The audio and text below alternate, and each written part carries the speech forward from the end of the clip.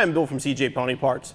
By now we all know that the Focus RS is an excellent performance car right out of the box. With its turbocharged engine, all-wheel drive, and excellent chassis, this car's at home on a road course or an autocross. There's one complaint a lot of RS owners have, though, it is the ride height, as this car does tend to sit a little bit on the higher side. We all know lowering the center of gravity is going to increase performance even further, so today we're going to install Eibach Pro-Kit lowering springs on our Focus RS.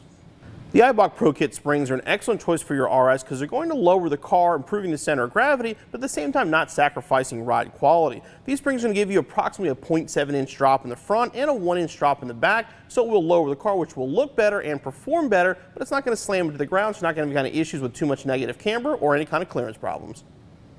For this installation, let a lift and a pull jack or a jack and jack stands, 3/8 ratchet, 8mm socket, 10mm socket, 13mm socket, 15mm socket, 5mm Allen key, T30 Torx bit, short extension, 1/2-inch ratchet, 15mm socket, 19mm socket, 15mm wrench, 18mm wrench, panel removal tool, clip removal tool or small flathead screwdriver, pry bar, and a spring compressor.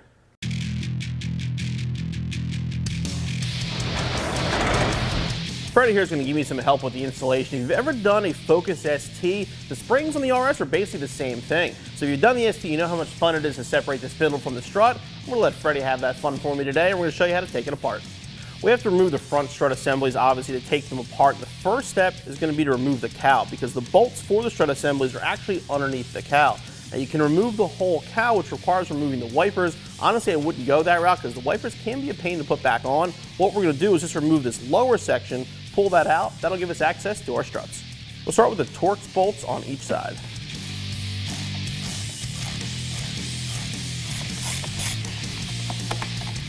Once that's out of the way, you're going to remove this cover and access this bolt underneath. We're going to remove that next.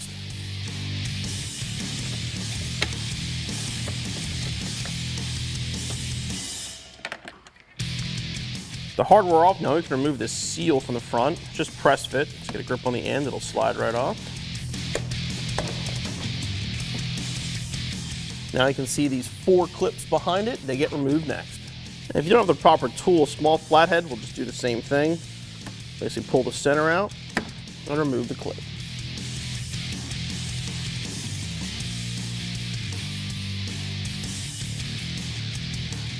Everything out of the way, you can lift up the outer cowl and then remove the lower.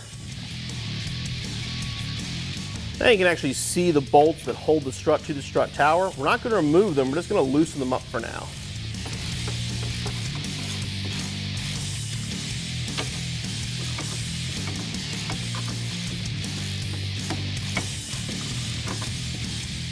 With the strut tower bolts loosened up, now we can move down to the wheel well area. And now to get the strut assembly off, we have to remove a few things first to get to it. We're going to remove the brake hose by removing this bolt here, separate not only the ABS sensor, but the sway bar by removing this back here, and the last bolt is this one back here.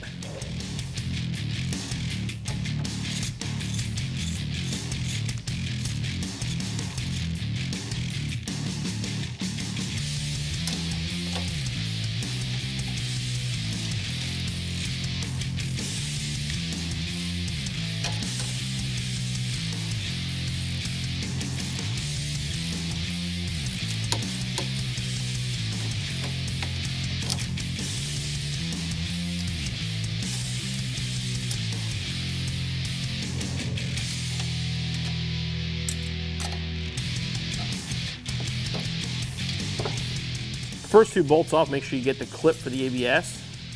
Now we can move on to the bolt that holds the strut to the spindle. Now what we're going to do here is just remove this bolt all the way. The strut is still pressed into the spindle, so it's not going to go anywhere.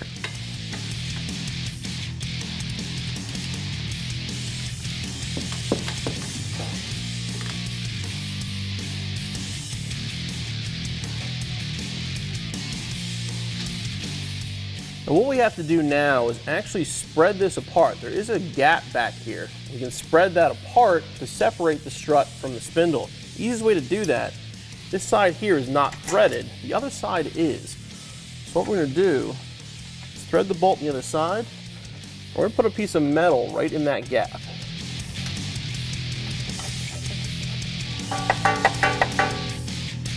What you do is get it till it's tight. You want to give it about 3 or 4 ratchets. You don't want to push it too far, because if you get it too spread apart, you'll have a hard time getting it back together. Just get it enough that it starts to spread.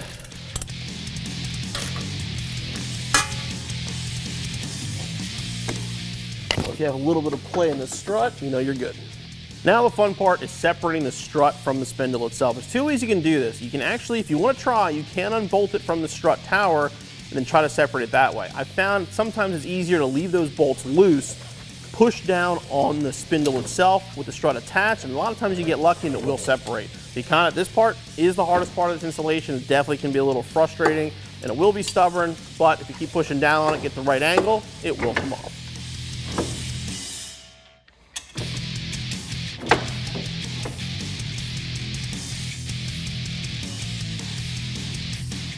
So hopefully it comes apart for you as easy as it did for us. Now what you're going to do is remove the bolts that you loosened on the strut tower and remove the strut assembly.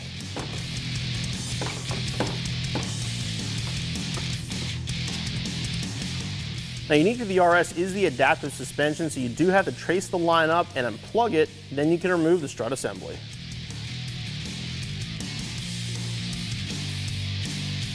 To get this clip off, the first thing you have to do is pop the 2 clips off to get the cover off of it. Once you remove the cover, there's just one small clip, pull it up with your nail and separate.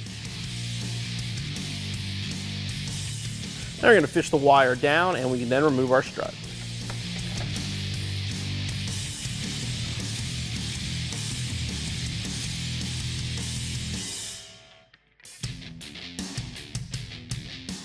To get the spring off the strut assembly, you're going to want to use a spring compressor. You got to compress the spring, so we're going to remove the nut on the top and remove the strut mount.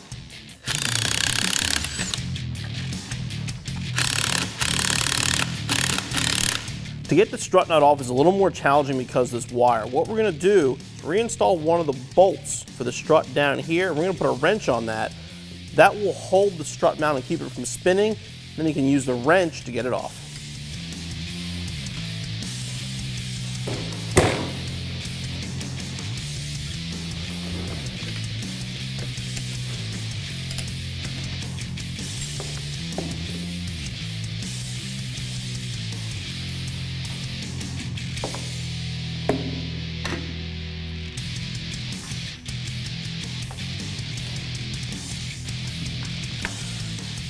And make sure you remove the entire assembly. That will actually separate from the boot, or you can pull the boot out with it.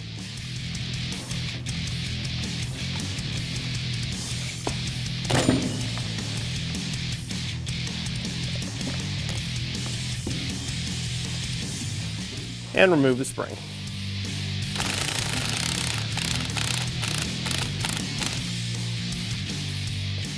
And now basically reverse the process. We're going to put the spring onto our strut assembly, we'll compress it, then reinstall the strut mount.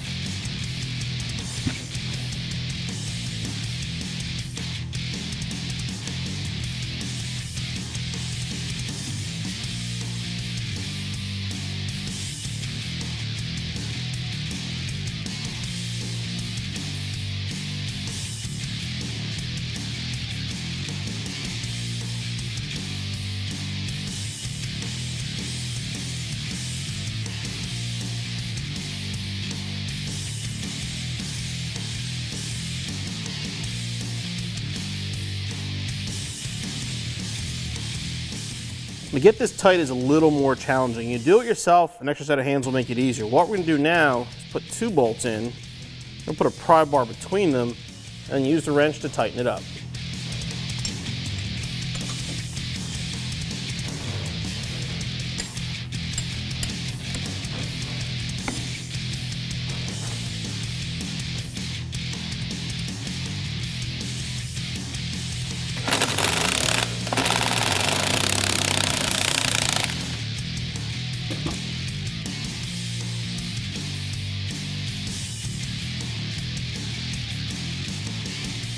You want to install the strut. Basically, this bump here is going to face inward towards the engine. What you want to do now is fish the line back up through. To fish the wire through, we just dropped a piece of wire down through the hole from the top. We're going to tape it to the wire on the strut and fish it back up through.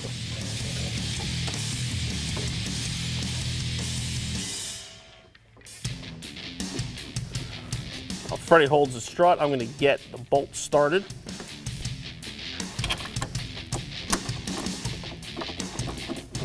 Now basically it's a reverse process of taking it apart. We're going to get the strut back in the spindle, get it back up into place, tighten everything down, and move on to the other side.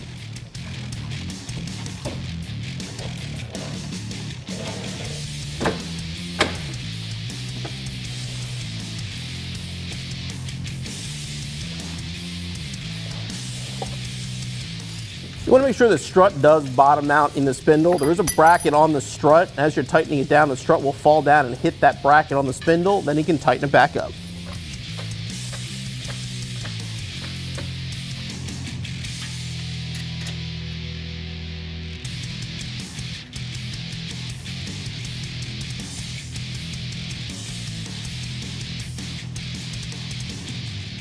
With the strut back in place, now we can put on the brake hose, ABS line, and the sway bar end link.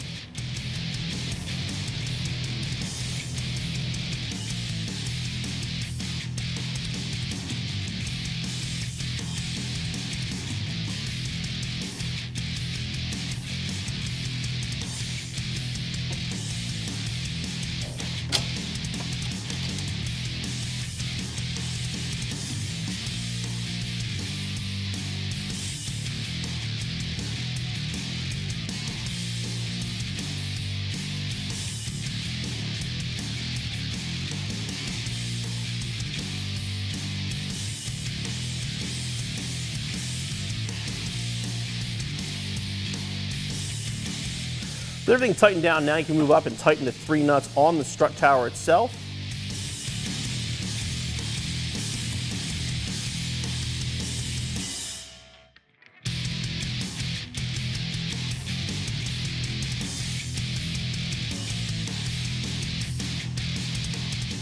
Once that wire is reconnected, reinstall that mount, and then repeat the process on the other side.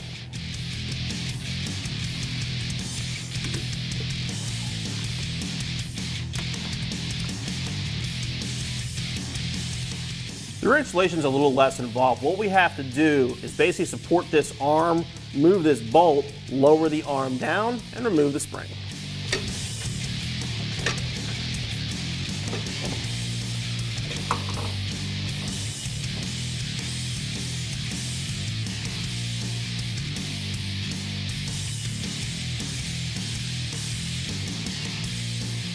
Now we're going to lower this down.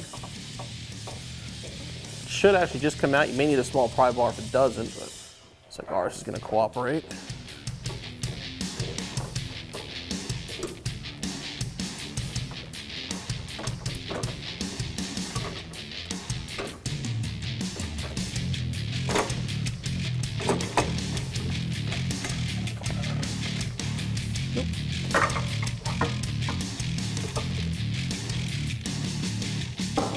And remove the stock spring. We're going to install the insulator on the top of the spring. You can see there is a little cutout for it. Turn it until it locks into the spring and put it back up into place. Now the lower part here with the rubber insulator, you're going to turn that as well. So basically it locks in place. There's a little tab right here. If you look up, you should be able to see just the tip of the spring sitting through that corner there. You can do that, you know it's in place, and we can jack it back up. Getting this lined up, this can be a little bit of a challenge putting it back up. You may need to use a small pry bar to line it up.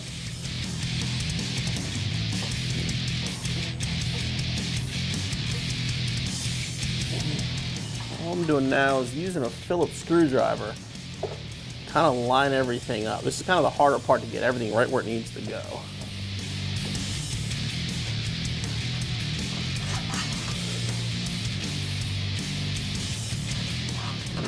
Lined up and reinstall the bolt.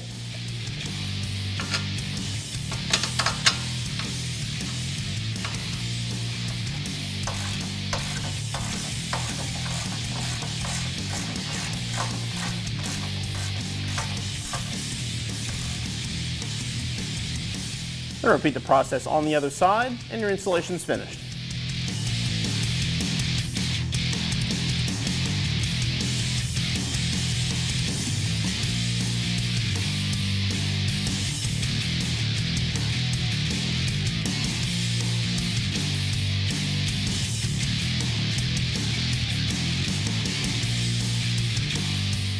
In my opinion, the Eibach Pro-Kit springs look perfect on our RS. It's low enough that you can tell it's lowered and you're going to improve performance, but it's not slammed to the ground either. It'll still align to OE specs with just a little more negative camber, which will make the car perform a lot better. Overall, the installation is not too bad. Figure about 3 to 4 hours and be back on the road in no time.